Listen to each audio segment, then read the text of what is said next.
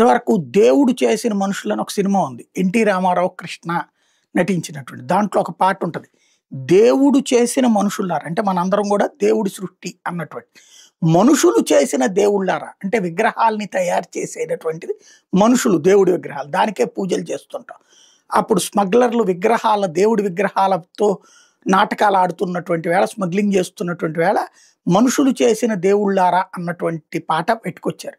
ఇది ఇప్పుడు ఎందుకు చెప్పాల్సొస్తుందంటే, ఒకప్పుడు తెలుగు తల్లి అన్నటువంటి పాయింట్ మీద పెద్ద ఎత్తున మనం కార్యక్రమాలు చేస్తుంటే, ఎవరా తెలుగు తల్లి? ఎవరికి పుట్టిన తల్లి? అని విమర్శించినటువంటి కేసీఆర్ గారే రాష్ట్ర విభజన తర్వాత అక్కడ తెలుగు తల్లి ఫ్లైఓవర్‌కి కూడా పేర్లు మార్చినటువంటి సిట్యుయేషన్ నుంచి తెలంగాణ తల్లి అనటం ప్రారంభించారు. తెలంగాణ తల్లికి సర్వాభరణ భూషిత అయిన అటువంటి తల్లిని తీసుకొచ్చి ఒక విగ్రహాల్ని అయి పెట్టారు. అక్కడ తెలంగాణ సెక్రటేరియట్ దగ్గర ఇదంతా కూడా. ఈ తల్లి అనేది ఒక భావన మాత్రమే.